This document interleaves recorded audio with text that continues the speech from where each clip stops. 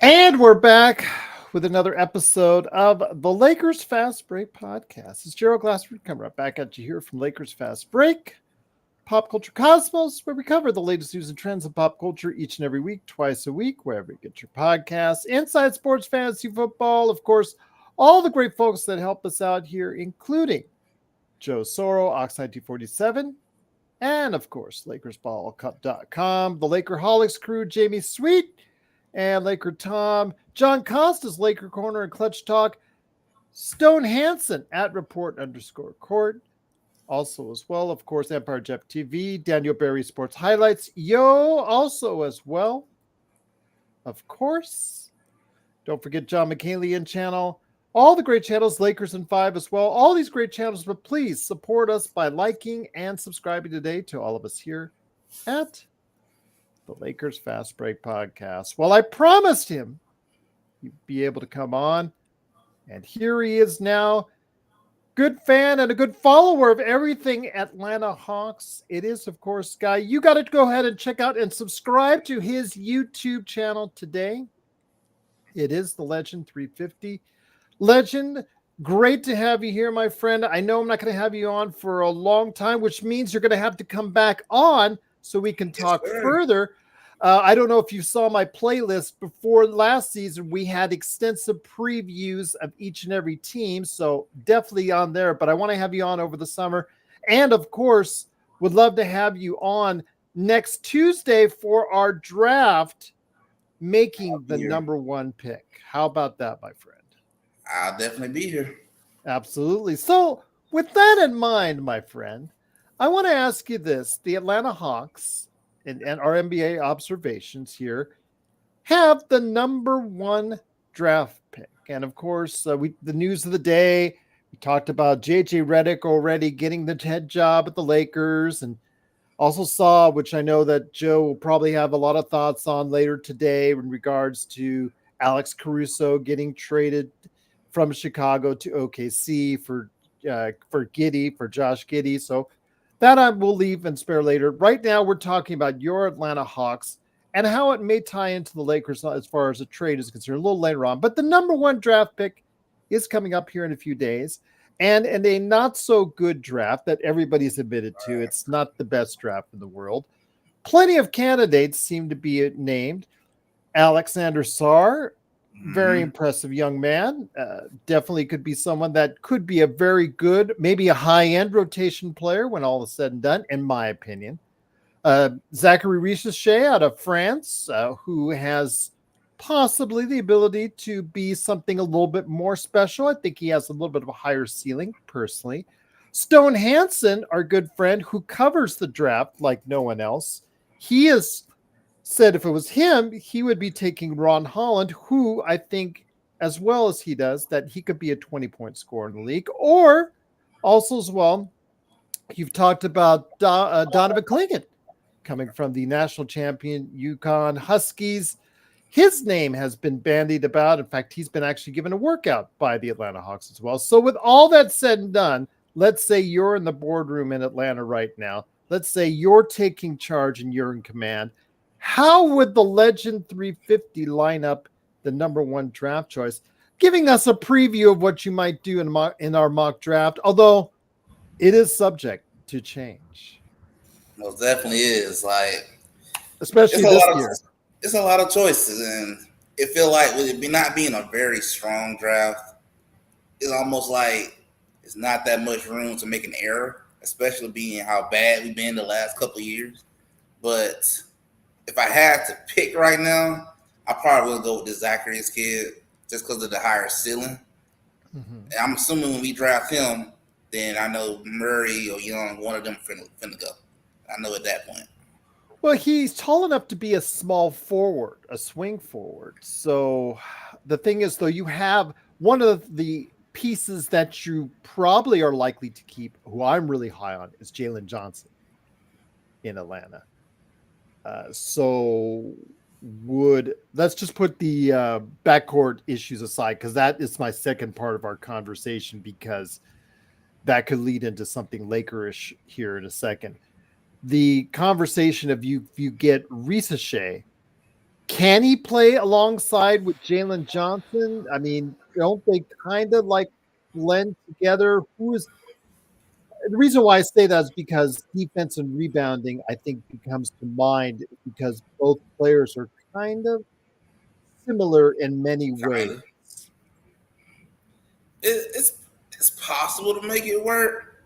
Like I've been going to a lot of the Atlanta Hawks games, especially this past season, and this is one of the biggest issues I really saw when I go to the games is it feels like we really is missing that something special that we missing, and I don't completely put it all on Trey, but I can admit that I can understand why a lot of fans in Atlanta want to get rid of Trey. I can understand it because of the high turnovers and the very high volume of threes that you're shooting, that but you're not making. But it feels like in this draft, it kind of painful a little bit when I think about how we got number one this year. If we could have got it last year, that would have answered so many issues for us. We would be slowly getting back to relevant. But Spurs, I know they smiling right now. They hit the lottery. So I will say this though. Eric says Johnson's a little more for his career averages are about 8.7 rebounds a game. So I could say that if he keeps up that rebounding, I could see them as a front line, and then I'm sure you're going to probably try and get rid of your starting center there because so yep. Okongwu could go ahead and I feel bad because Okongwu was your number 5 draft pick several years ago, and it's been several years. He never was able to supplant, the incumbent there, and then basically get the starting role himself. So it was kind of weird how that worked out itself out. But Okongwu, back with Risa Shea and Johnson, I could think of worse front lines. In fact, it's something that could grow into a really good front line. So how does that appeal to you with a Zachary Risashe, Onyeka Okongwu, and also as well Jalen Johnson as your front line? I would say definitely improved rebounding. Got some pretty good, decent rim protection coming up, and Mm-hmm. that does help getting Clint Capella off the team. I do like Clint Capella, but in the league that we in now, you got to be able to shoot some threes. Some, I mean, He is a little expensive and a little on the older side. So yep, yeah, I see why. overpaid. Yeah. What can you say? I mean, just again, a good front line potentially if you do that, or if you get Klingon, you're really making a statement. If that's the case for both Onyeka not being the guy who you envisioned him to be, and also as well the fact that you want something much maybe a little bit more defensive minded in place. I could get that as well.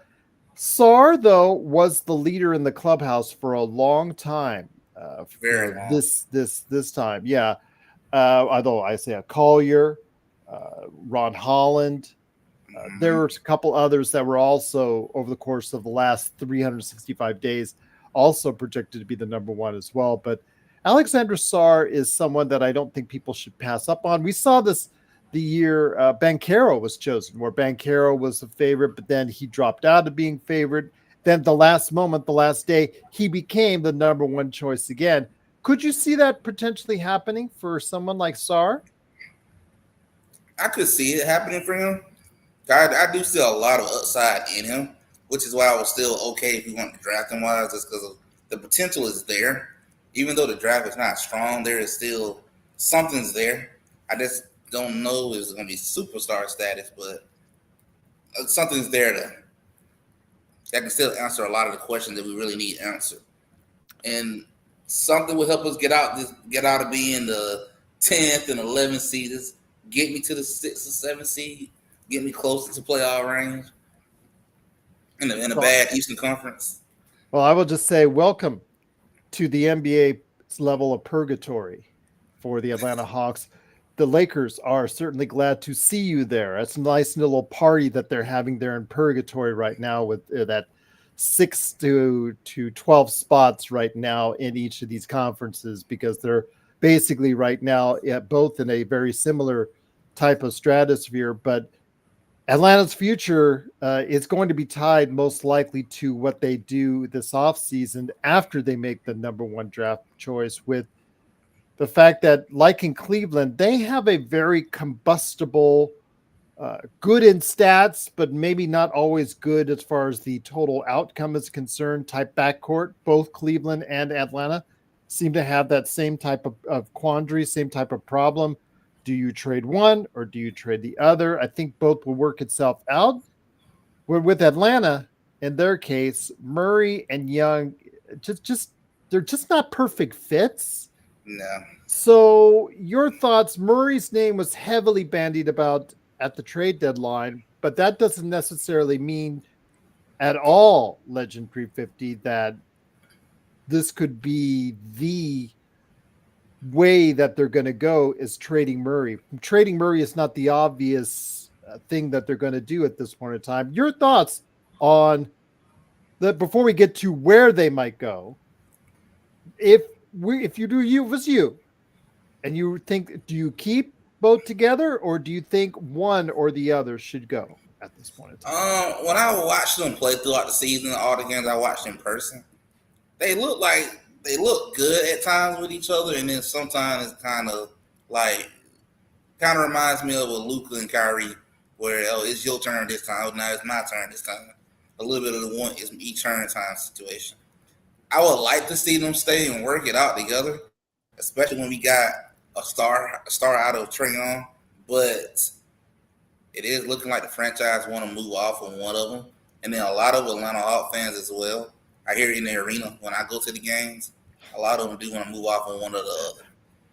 I still remember the Lakers game when the rumors were very heavy, and D'Angelo went to the free throw line, and the whole crowd was chanting, "We don't want you." Yeah, We don't want no. you. We want to get better, not worse. I will say, though, with Trae Young, yes, he has some dynamics that you want in a superstar. But there are some dynamics, as we saw with Luka Doncic in the finals, where if you don't pay attention to certain details, i.e. defensively in this case, it can come back to haunt you. And in the Exactly. games or in the times that Luka was passable to average on defense, Dallas was very formidable with Boston.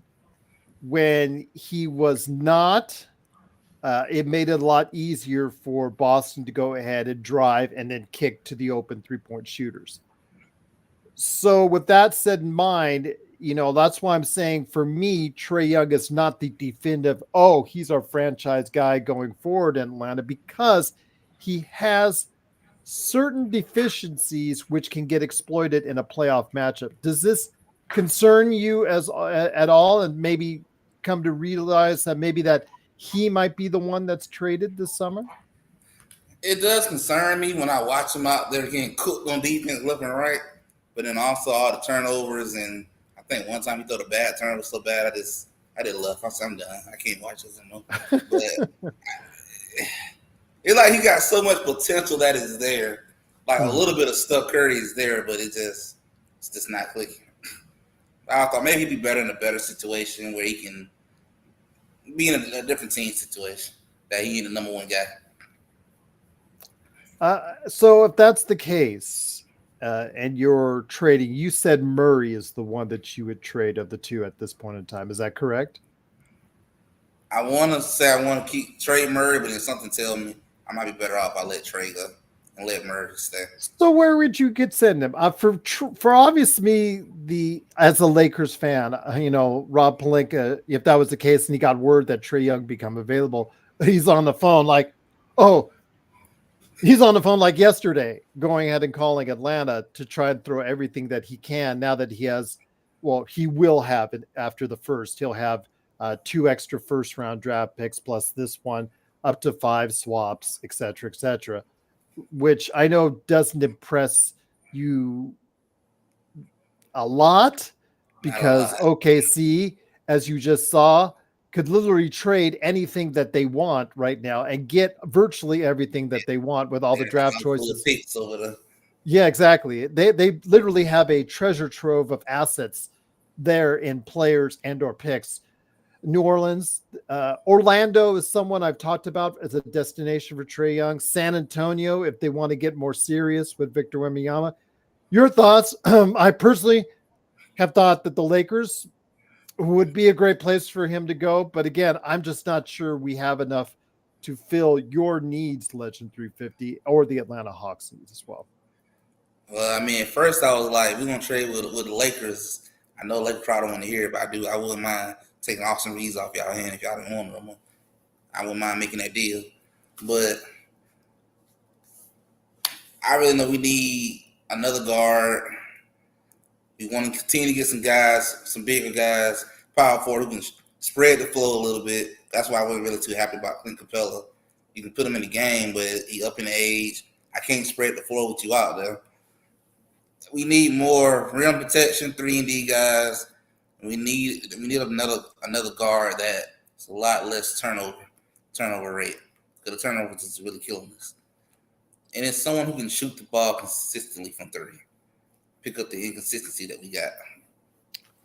So I ask you this, Legend 350, and once again, it is Legend 350. Please support his YouTube channel today on YouTube right now. Go ahead and like and subscribe, all the stuff that he's doing there as well.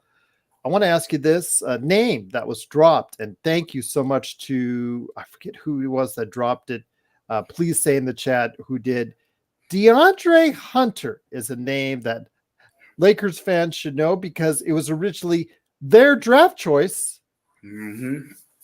That gave Atlanta DeAndre Hunter. Although all these years later, after a much, I don't want to say maligned, I feel bad when I say that about the kid, but he has been injured quite a bit.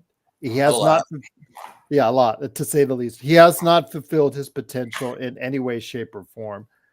But he is someone that could be available under the right circumstances. And I'm sure, like Clint Capella, probably would go on a package deal, I'm assuming, if they want to get off Clint Capella's contract. Your thoughts on DeAndre Hunter and if you were to be made available by the Atlanta Hawks? If he was made available, I would definitely be open to ship him off to get something better. Because that's another thing that killed us a lot too, is the injuries. I remember a lot through that season. We had several guys out.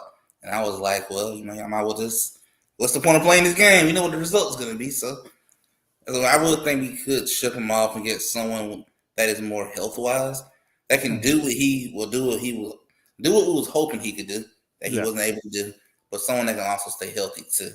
Because of, I think when Trae Young went down, and that was a route. That was a route for the season. Let me ask you this: is he close to being a free agent by any chance? Because his health, as you and I have both seen, that once you watch the NBA long, or once you watch sports long enough, Legend, you can tell when they get closer to a contract, the health of the players slightly to greatly improves. In fact, I'm bringing it up now.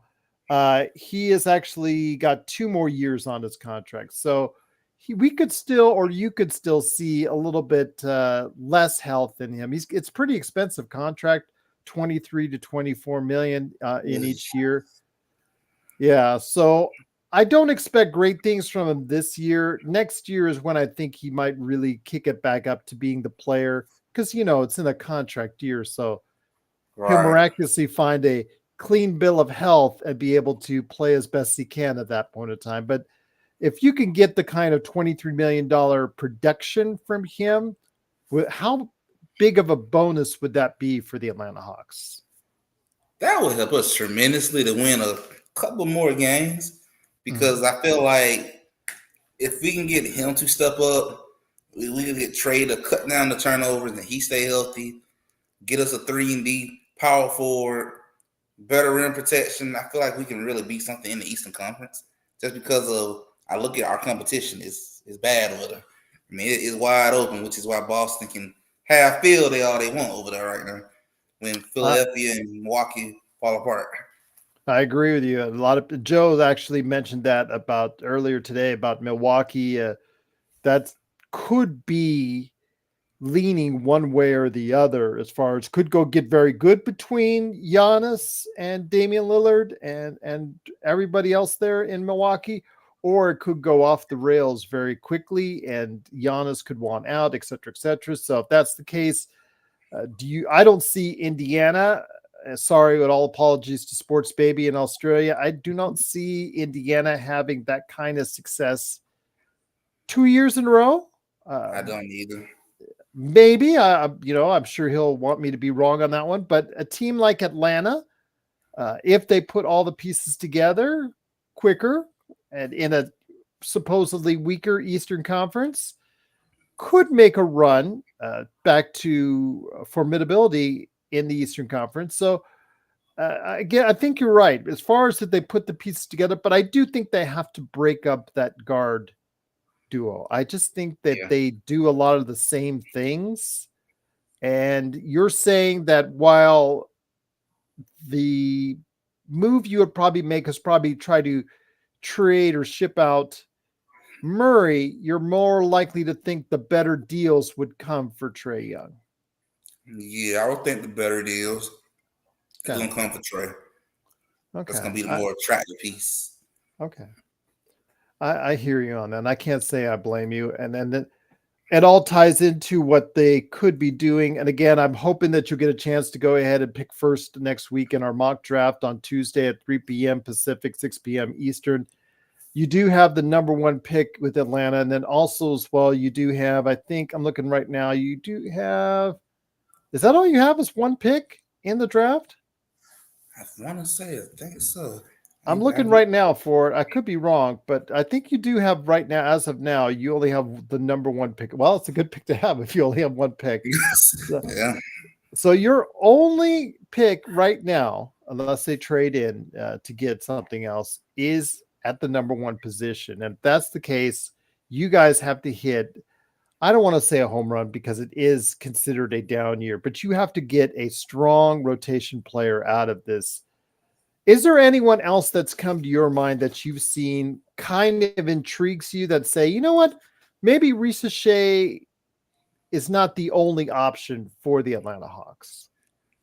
I would say one other piece I would love to get. I think he's like in the lottery pick as well, top 10. And this is part of more of a personal at home reason I would love to pick this person. But I'm not sure you know Stephen Castle from UConn. Mm-hmm. I would love to personally got him at number one if he was a little bit more talented. Just because he's homegrown, Atlanta is his home too. He's from Mm-hmm. Covington, Georgia, which is like 30 minutes from Atlanta. So I've been at home for him. I thought it'd been so cool. We could have drafted him at home and he helped turn around his franchise, but I know that ain't gonna happen though.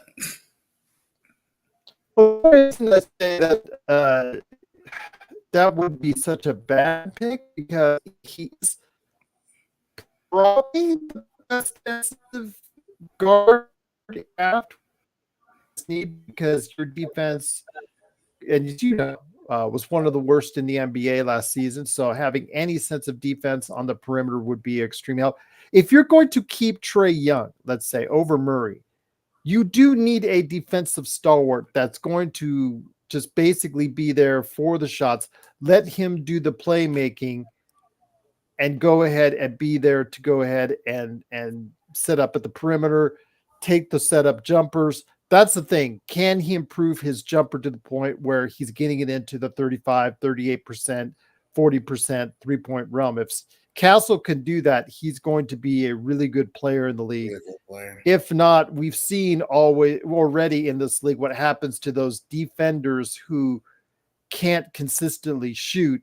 They don't find a permanent place on a starting spot. They find maybe a rotation or maybe just coming off the bench or whatnot. So I'm hoping for Castle. I'm hoping that that'd be the case. And obviously, that would be great for Atlanta and the community if he were to go ahead and do that. Is anyone else sticking out to you that you've liked as far as for that spot? Let's say in case Risa Shea is not the guy for the Atlanta Hawks. The only other person I was hoping that was going to become a really strong top 5, but I see he slid down to like 17, 20 range with Zach Eden. I like the Zach Eden game.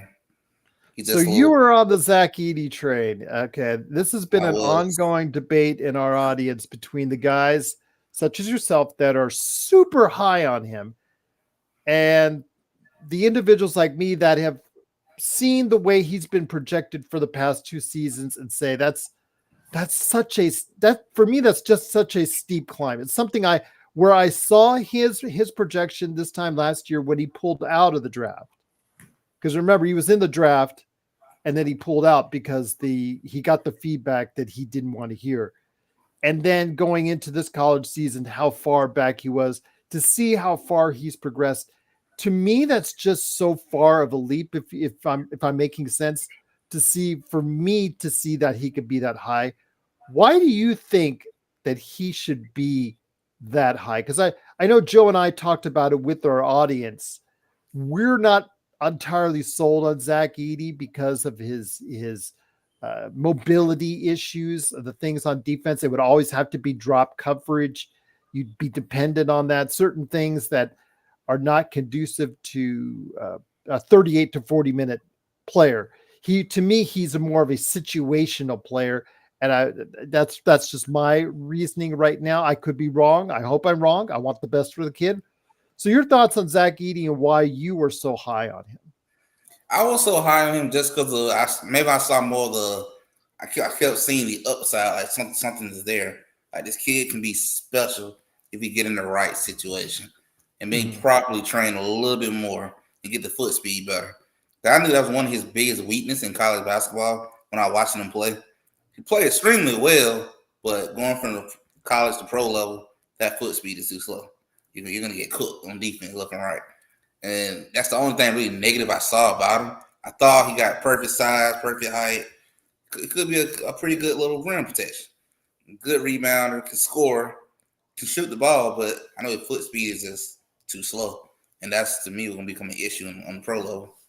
Well, the reason why I say that is because the Boston Celtics, who just won at the height of and the best that they were playing, had Porzingis playing at a really good level, was mobile enough, even at 7'3", to be able to protect the rim. And you saw when he was in there giving you several key defensive blocks or contests that bothered Dallas inside, even the guys like Lively and Gafford, who are 7 foot themselves. Yet he also had the ability to stretch that out and actually play near the logo. If you saw him about 26 feet out, that was his stationary 5 out at the time. Not to mention the fact that when you do post him up, he's actually a pretty good and pretty efficient post player as well. So Boston got the best of all worlds in that case. Do you see something in Zach Eady that could lead you to believe eventually that he could go down that road and be that versatile as well? I feel like I see the potential that he could be that just from watching what he did the last several years of college. Like he showed flashes of just how good he can be. Even in the national championship game, he played spectacular. I feel like the potential is there. I feel like he just needs the right situation though. I do feel like he's not one of them players where you can just put him in this system, he gonna fit in. I feel like you gotta have the right system that suits his style of play to bring the best out of him. Cause he can be a good little Porzingis. Like it's there. All right. Well, again, you are not alone, my friend. There's a lot of people, even in our own chat on a regular daily basis, that want to see the Lakers pick him at number 17. You think he can even go higher. Dan Hurley, who didn't take the job with the Los Angeles Lakers, thinks he should be higher. So there's a lot of people that are really behind Zach Edey. So again, all the best to the kid. And I wouldn't be out of the realm surprised if he gets a higher slot, like, maybe somebody in the 12, 13, 14 Mhm. area takes a chance on him. So I could see that happening. So we'll see what happens, my friend. But it is the Legend 350. I need you guys to go out there. If you can, please support him by subscribing and liking his YouTube channel today, liking the videos that are on it, subscribing. Before we head it out, it's time for the major pitch that you give, my friend. What could people find on the Legend 350 YouTube channel? The things you can find on my channel is I am going to start back doing my sport podcast more daily now that I'm officially graduated with my master's degree now.